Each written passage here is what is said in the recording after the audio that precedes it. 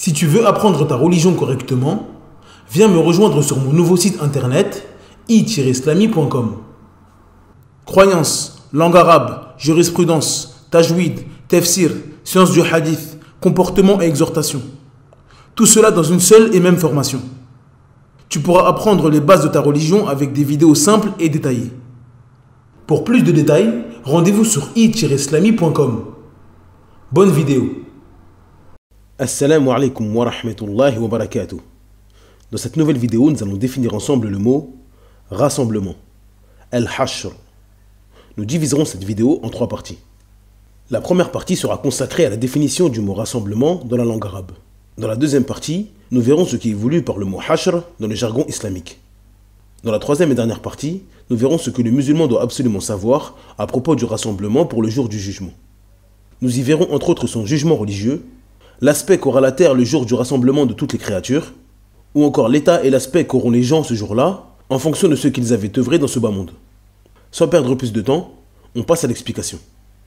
Bismillah walhamdulillah wassalatu wassalamu ala rasulillah wa ala alihi wa ashabihi wa man wala. Amma ba'd. La définition du mot hashr dans la langue arabe. L'origine du mot hashr vient des 3 lettres ha, shin, ra, qui forment le verbe hashara, qui signifie un déplacement, un regroupement et un rassemblement. Quant au mot hashr, il signifie le déplacement d'un groupe de personnes dans le but de se réunir à un endroit. La définition dans le jargon islamique. Ce qui est voulu par hashr dans le jargon islamique est le rassemblement des créatures qui aura lieu après la résurrection dans le but d'être jugées. Ce qu'il faut savoir sur le rassemblement. Son jugement. Il est obligatoire pour le musulman de croire au rassemblement. Ceci fait partie de la croyance au jour du jugement, qui est un pilier de la foi.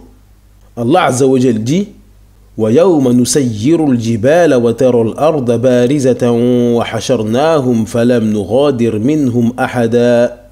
Dans la sourate 18 au verset 47, d'après la traduction approximative, Allah Azza wa Jal dit le jour où nous ferons marcher les montagnes, et où tu verras la terre nivelée comme une plaine, et nous les rassemblerons sans en omettre un seul. L'aspect de la terre lors du rassemblement. Lorsque les créatures sortiront de leur tombe pour se diriger vers l'endroit où ils seront jugés, la terre n'aura plus l'aspect qu'elle a aujourd'hui. Allah Azza wa Jal dit يَوْمَ تُبَدَّلُ الْأَرْضُ غَيْرَ الْأَرْضِ وَالسَّمَاوَاتِ وَبَرَزُوا لِلَّهِ الْوَاحِدِ الْقَهَّارِ. Dans la sourate 14 au verset 48, d'après la traduction approximative, Allah Azza wa Jal dit au jour où la terre sera remplacée par une autre, de même que les cieux, et où les hommes comparaîtront devant Allah, l'unique, le dominateur suprême. D'après Sahl ibn Sa'd radhiyallahu anhu, le prophète sallallahu alayhi wa sallam a dit au jour de la résurrection, les hommes ressusciteront sur une terre d'un blanc tirant sur le rouge, comme un pain sans aucun mélange. Sahl ou un autre ajouta, on n'y trouvera aucun élément pour se repérer. Les gens seront rassemblés tout nus. Le jour du rassemblement sera un jour terrible. Les mécréants auront la certitude sur l'au-delà et le jugement. Mais il sera trop tard. Leur certitude et leur croyance ne leur serviront à rien. Le pécheur aura également la certitude qu'il se dirige vers un lieu où il sera jugé pour ses actes. Tandis que le pieux aura peur que ses œuvres ne soient pas acceptées et regrettera le temps qu'il a perdu à ne pas adorer son Seigneur. Ce jour-là, rien ne sera délaissé. Il ne fait aucun doute que la peur et l'inquiétude envahira toutes les créatures. Aïcha radhiyallahu anha a dit, le messager d'Allah sallallahu alayhi wa sallam a dit, le jour de la résurrection, les gens seront rassemblés complètement nus et non circoncis. Je demandais, ô messager d'Allah, est-ce que les hommes et les femmes seront ensemble les uns regardant les autres? Il dit, ô Aïcha, la situation sera trop grave pour qu'ils pensent à se regarder. Ce noble hadith nous informe que le jour du rassemblement, les gens seront nus et non circoncis. Et il n'y aura pas de distinction entre eux. Le riche n'aura pas un plus bel habit que le pauvre. Seules les œuvres élèveront les uns vis-à-vis des autres. La situation sera tellement terrible et l'être humain craindra tellement pour sa personne ce jour-là qu'il ne fera même pas attention aux hommes et aux femmes nus autour de lui. La situation des gens ce jour-là sera en fonction de leurs œuvres dans le bas monde. Le jour de la résurrection et du rassemblement, les gens seront ressuscités en fonction de ce qu'ils œuvraient dans ce bas monde. Les orgueilleux. Il s'agit des gens qui se détournaient de la vérité, tout en rabaissant et méprisant ceux qui les appelaient à la droiture. Ils se voyaient supérieurs et plus intelligents, et ne prêtaient pas attention aux paroles de ceux qui les appelaient à la vérité. Ils seront ressuscités tout petits ce jour-là, car ils se sentaient supérieurs dans ce bas monde. Ils seront donc humiliés ce jour-là, car ils se moquaient des gens de la droiture dans ce bas monde. D'après Amr ibn Shu'aib, d'après son père, d'après son grand-père, radiyallahu anhu, le prophète sallallahu alayhi wa sallam a dit: les orgueilleux seront rassemblés le jour de la résurrection comme des petites fourmis sous forme humaine. L'humiliation va leur venir de chaque endroit. Ils seront emmenés vers une prison dans le feu que l'on appelle Boulas et seront submergés par le feu ardent. Ils seront abreuvés de ce qui coule des gens de l'enfer, la boue de Khabal. Le mécréant. Il s'agit de celui qui s'est détourné des signes venant de son Seigneur. Des messagers, des pieux ou des croyants sont venus à lui pour l'appeler à l'adoration d'Allah Azza wa Jal seul et sans associé, ainsi que le suivi du prophète qu'on lui a demandé de suivre. Cependant, il s'est détourné de ces signes et ces gens, comme s'il n'avait jamais rien vu ni rien entendu. Ces gens-là seront ressuscités sourds et aveugles, car ils faisaient la sourde oreille face au rappel d'Allah Azza wa Jal, et l'aveugle devant ces signes évidents. Allah Azza wa Jal dit: وَمَنْ أَعْرَضَ عَنْ ذِكْرِي فَإِنَّ لَهُ مَعِيشَةً ضَنكًا وَنَحْشُرُهُ يَوْمَ الْقِيَامَةِ أَعْمَى قَالَ رَبِّ لِمَ حَشَرْتَنِي أَعْمَى وَقَدْ كُنْتُ بَصِيرًا قَالَ كَذَلِكَ أَتَتْكَ آيَاتُنَا فَنَسِيتَهَا وَكَذَلِكَ الْيَوْمَ تُنْسَى. Dans la sourate 20 du verset 124 à 126, d'après la traduction approximative, Allah Azza wa Jal dit: et quiconque se détourne de mon rappel mènera certes une vie pleine de gêne, et le jour de la résurrection, nous l'amènerons aveugle au rassemblement. Il dira: ô mon Seigneur, pourquoi m'as-tu amené aveugle alors qu'auparavant je voyais? Allah lui dira: de même que nos signes t'étaient venus et que tu les as oubliés, ainsi aujourd'hui tu es oublié.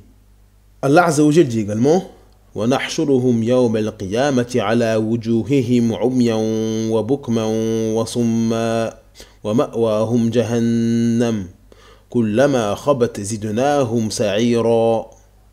Dans la sourate 17 au verset 97, d'après la traduction approximative, Allah Azza wa Jal dit: nous les rassemblerons traînés sur leur visage, aveugles, muets et sourds. L'enfer sera leur demeure. Chaque fois que son feu s'affaiblit, nous leur accroîtrons la flamme ardente. Les croyants. Il s'agit du musulman qui a cru en son Seigneur.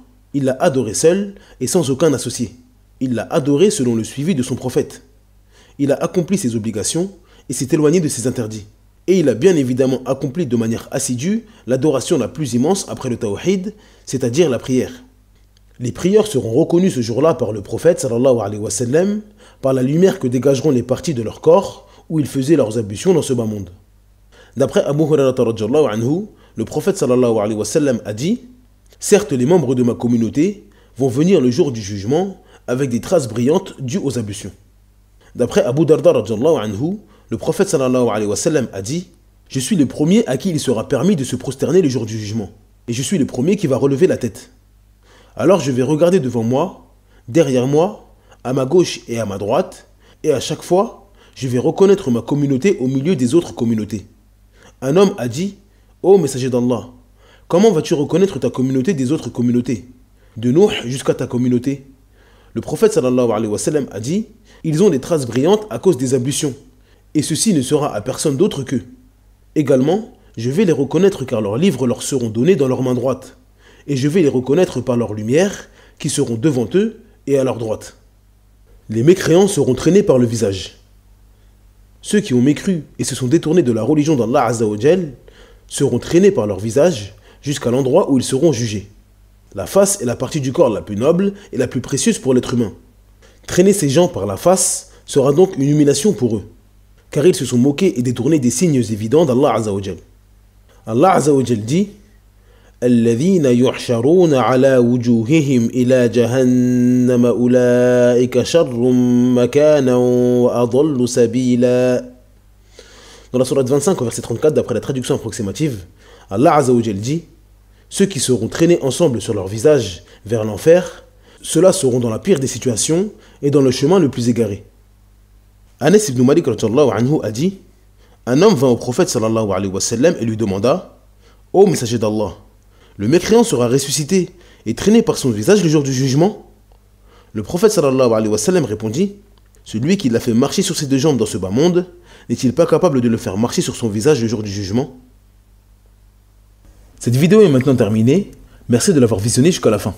Pour télécharger gratuitement le PDF de cette explication, je vous invite à vous rendre sur le site i-islami.com. N'oubliez pas de vous abonner à la chaîne et d'activer la cloche de notification. Cela permettra de toucher un plus grand nombre de personnes, Inch'Allah Azza wa Jal. En attendant, je vous dis Assalamu alaikum wa rahmatullahi wa barakatuh. Subhanaka Allahumma bihamdik, ashhadu an la ilaha illa ant, astaghfiruka wa atubu ilayk.